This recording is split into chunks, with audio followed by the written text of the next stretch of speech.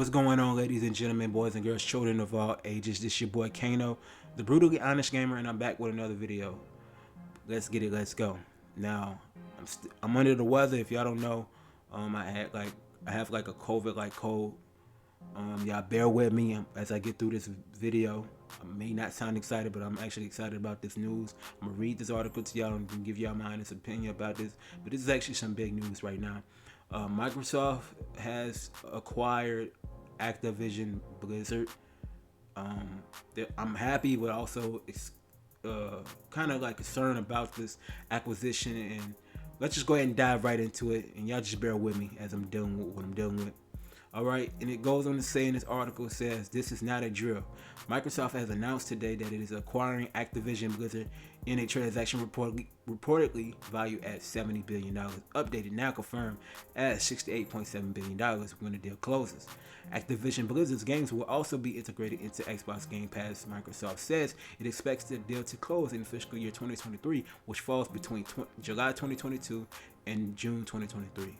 The company says it is incredibly excited to have the chance to work with the amazing, talented, dedicated people across Activision Publishing, Blizzard Entertainment, Beenox, Demonware, Digital Legends, High Moon Studios, Infinite Ward, King, Major League Gaming, which is esports, Radical Entertainment, Raven Software, Sledgehammer Games, Toys for Bob, Treyarch, and even in every team across Activision Blizzard.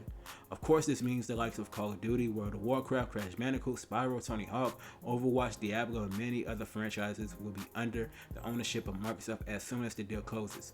Until then, Activision Blizzard will continue to operate independently, after which time the business will report to head of Xbox, Phil Spencer, as CEO Microsoft Gaming. It sounds like Phil's got himself a new title. As for the Game Pass news, Team Xbox says it will offer as many Activision Blizzard games as we can within Xbox Game Pass and PC Game Pass. Both new titles and games from Activision Blizzard's incredible catalog, but again, we'll need to wait until the deal is properly finalized until that happens. Excuse me, y'all. Like I said, I'm dealing with a COVID cold, so let's go ahead and break it down, shall we? On this acquisition. Basically, Microsoft practically owns Activision Blizzard. So basically, they own Call of Duty now. They own World of Warcraft, that's only on PC. Crash Bandicoot and Spyro was PlayStation games in PS1 and PS2 to a certain degree on PS2, but they was definitely hands-on on PlayStation. So now Microsoft owns the Crash Bandicoot and Spyro mascots. That's under the Xbox umbrella. Then they own the Tony Hawk franchise. Basically, Tony Hawk Pro Skater 1, 2. You know, the next Tony Hawk game, whenever they drop, they own that. Then you got Overwatch 2. Microsoft owns that. Then you got Diablo 4. Microsoft owns that. And any other game that's coming out from Activision Blizzard, all the IPs and franchises that Activision Blizzard put under the rug, Microsoft now owns and can revitalize these franchises. My thing is this: I'm excited. I like the purchase, but I don't love the purchase because there's a lot of skepticism there. Let me break it down a little further. When you look at Microsoft, they own up to 32 studios. That's a lot of studios.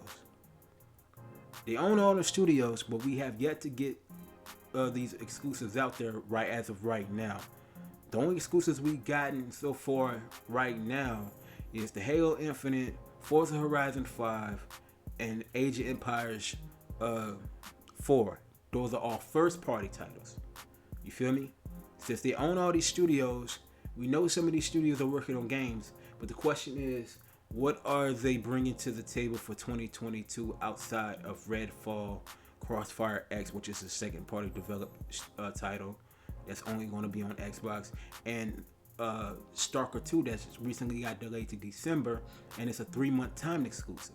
That is the key question that everybody wants to know. And then Starfield, that's another game that's coming out at the end of the year. So the question is, where's these other games that's coming out in between now and December? You feel me? Like, another second party title, Bright Memory Infinite, the Xbox port, where is that? That's the key question that everybody's going to ask. And now with the other questions people will ask is Call of Duty going to be exclusive to Xbox? The next World of Warcraft is going to be exclusive to Xbox? The next Crash, Spyro, Tony Hawk, will those be exclusive to Microsoft? That is a great question. So let me go ahead and elaborate a little bit further. I'm gonna say two things about it. One, let's talk about contract obligations, which people don't understand about contract obligations. All right, I'm gonna use the next Call of Duty game for example, right? People ask, will the next Call of Duty games be on PlayStation? I'm gonna say it like this: if Activision Blizzard signed a contract with Sony already to put their games on there, also, that contract has to be fulfilled, and Microsoft will let them have that contract fulfilled. If the next Tony Hawk game basically goes on PlayStation, that's because again a contract was signed. So Microsoft will fulfill the obligations of that contract for Activision. Was really Activision got to fulfill that contract obligation, in which that will be fulfilled. Now the Call of Duty after that one, that's going to end up being a Microsoft exclusive game, and the reason why, Microsoft owns the IP. That old contract is no longer valid. Same thing with Tony Hawk, same thing with Crash Bandicoot, same thing with Spyro. It got to be contracts that's got to be fulfilled before that can happen. Look at Bethesda, for instance. Let me give you an example with Bethesda. If you look at Ghostwire Tokyo and you look at Deathloop, and why it was on PlayStation first, it's because it was a contract signed for them games to go on there exclusively before going on Xbox. Microsoft allowed that contract to be fulfilled, and since Deathloop was already released, it's coming on Xbox this year. Ghostwire Tokyo comes out sometime this year, like sometime in the spring. It's going to be out next year on Xbox in the springtime next year. That's the difference between contract obligations being filled in the exclusive realm. From this point forward, a lot of their games is going to be exclusive on Xbox, except for the ones that's already on the contract. Like Warzone is going to be on multiplayer because there's a contract on it. And some other games like the Warcraft and Overwatch 2 and Diablo 4 possibly being on PlayStation because of contracts that have to be fulfilled. That's the logic of what fanboys don't think about. You feel me? Fanboys don't think about that type of stuff because they don't understand the business. They probably don't have no business sense behind that. So I just gave y'all some gems I just dropped on y'all. Now for me, my skepticism come into place as far as this is concerned because some franchises is basically in the grave and need to be raised up above the occasion.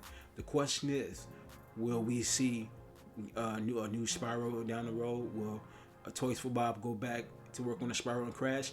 Will B-Nox work on a new Tony Hawk game? That's the questions that needs to be answered. Because honestly for me, I wish they would have remade Tony Hawk Pro Skater 3 and 4.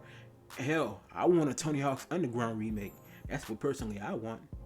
That'd be dope. That'd be dope for Toys for Bob to work with Microsoft to bring back a Banjo-Kazooie or a Conquer game. That would be dope. You feel me? Major League Gaming, that's basically an esports thing. You feel me? So Microsoft just bought their own version of esports. PlayStation got Evo. Microsoft now got Major League Gaming. You feel me? Then you got Raven Software. Hell, they could do a Singularity 2 now. You know what I'm saying? So that's a lot of things that I want to know when it comes down to Microsoft at this point. So what is Microsoft is going to do?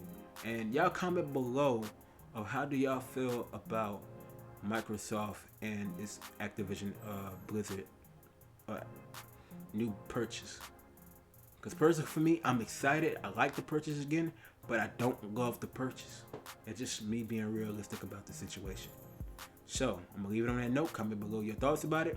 Subscribe, and I'll show you boys some love, man. You dig? I'm out. Peace.